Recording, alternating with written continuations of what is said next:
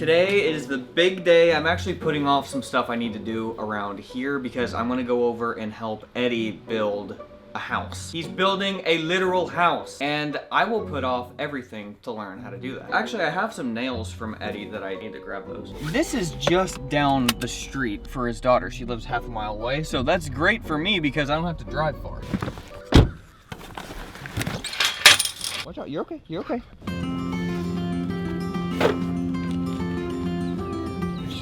Fan. Yeah, I'm positive those are yours. Alright. Yeah, so what are these bolts? That's what we're going to do very first thing. So you just cleaning that off so that it stays level? Well, yeah. You don't want no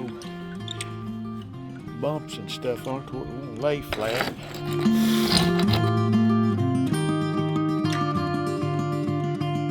What's this stuff? Flashing. So while we're putting this flashing down, I'm trying to figure out exactly how we're going to connect the wood to the cinder block base. We've got all of these anchor bolts jutting out for that reason, but they're at indistinct locations. So how do you know exactly where to drill the holes through the wood you're going to place on top of the bolts? To start, Eddie said we need to strike a string line where the edge of the board will go. Okay. Now I'm going to call out some measurements to you. You want me to hold that? No, All right. I want you to take these measurements when I tell you. Just write them down? No, start on that end and mark them. Just pull your tape and mark them as I tell you to. All right. You ready? Yeah. 10.5. Eddie knows exactly wwhere the butt end of that 2x6 is going, and so he holds the tape from that point and then measures to the first bolt and then to the second bolt. 63 3/4. And I'm marking them on the board itself. Okay, start back up front and come off this edge like this. Okay? Yeah. Okay, the first one, 2 inches. So those first measurements gave us where the bolts are in the x-axis, but we need to know precisely where those bolts are. So that's why now we're measuring from the edge to that first line that I marked, and that tells us where the bolt lies in the y-axis, and then we have an X over each bolt. I hope that's not confusing. See how well we done. While we do that, I real quick want to tell you about my sponsor, Helix, the company who makes it possible for me to spend time out here learning how to build stuff. Helix has supported me for 3 years now, and when you support them, you directly support this channel. Helix is a premium mattress-in-a-box company that makes mattresses to fit your unique needs and preferences based on your body type and sleep style. With a lot of options for mattresses on their site, how they fit you with the perfect one for you is really unique, fun, and does not take long at all. Everybody's different, and Helix knows that. So they made a sleep quiz that matches your unique body type and sleep preferences to the perfect mattress for you. Sarah and I could not agree on what mattress to get because we're such different sleepers. She's a side sleeper while I'm unfortunately a stomach sleeper, and we both like slightly different firmnesses of mattresses, but after taking the sleep quiz together as a couple, which you can do, it's pretty sweet, they matched us with the Helix Sunset Luxe mattress, and it truly changed our lives. I've also converted several friends to Helix as well. I want you to experience that first night of Helix sleep like we did. Take their sleep quiz by clicking the link in the description below. The best part about all of this is that Helix delivers your mattress right to your door, and in the US, it's even free delivery. It just comes rolled up in a box and is super easy to set it up yourself. If it makes you nervous to buy something online that you haven't tried yet, honestly, that's kind of how I am. Helix has a 100-night sleep trial, so you get more than 3 months to make sure that you love it. Plus, Helix mattresses have a 10-year warranty, and they even offer financing options and flexible payment plans. So a great night's sleep is never far away. It's available to everyone. I love my Helix, and I think that you would too. If you're looking for a new bed, check out Helix. You can click the link down below or go to helixsleep.com/Jordan Taylor to get 20% off your Helix mattress plus 2 free dream pillows. That's helixsleep.com/Jordan Taylor. Check it out. Trying to keep up. So what is this? It's your band. Now all your floor joists will sit right here and butt this, and then you nail it through here and toenail it down through there. Oh, okay. Yeah.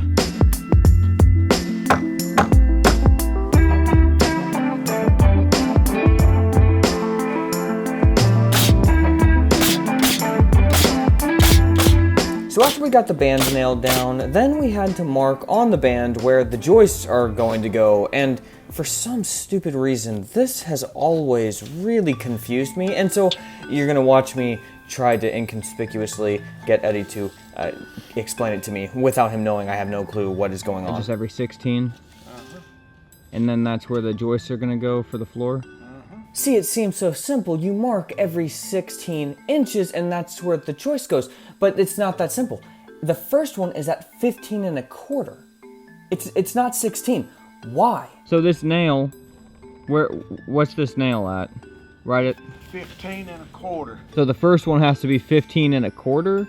3/4 less than 16. If you listen closely, you can hear my brain frying. And then you can mark every 16 after that. So Jordan, I want the center right here. I want the center of each one of these joists to be on 16. But if I mark the center of every one of them, I couldn't see my mark because I'm going to be burying it behind here.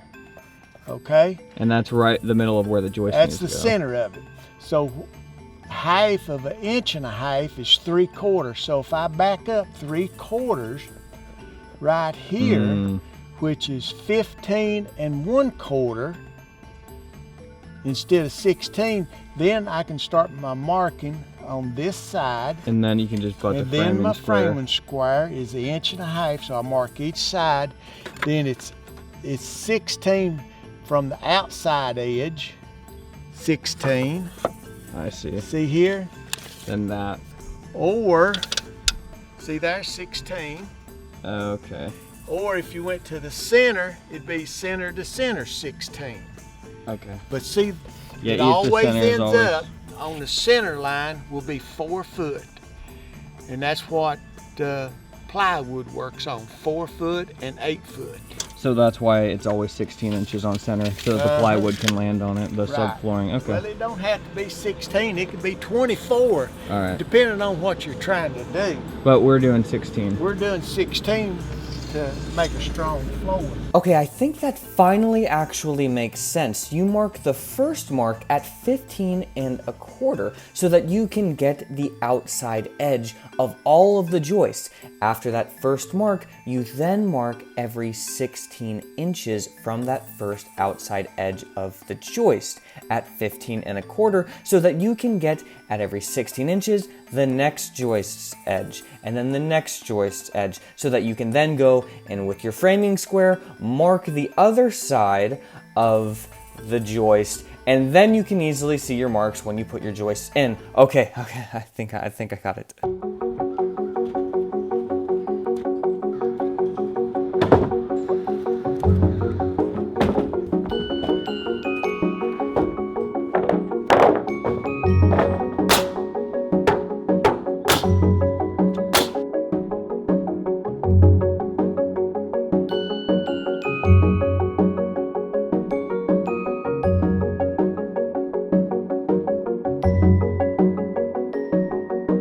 Just hold it on the line, mark it down there, and do the same thing over here, all the way down through there. Is it okay to stand on these things? Okay, so how do you make it so that these joists don't twist over time? Well, it's something called joist blocking. I'm pretty sure that's what it's called. And that's where you put pieces of wood in between the joists and just go down the line, and that really helps strengthen the joist up. And that's what we did for quite a while. It's so windy out here, but we're about to lay down the subfloor with plywood. I'm really excited to see that done.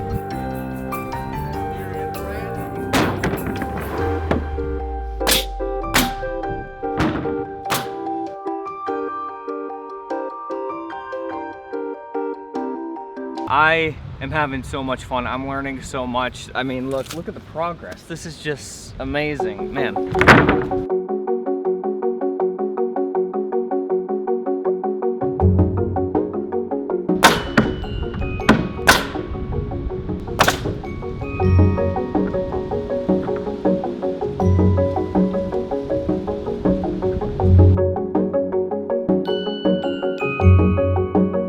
Well, okay, man, Jordan, Yeah, Huge, huge help. no problem. I'll tell you what, I learned so much today.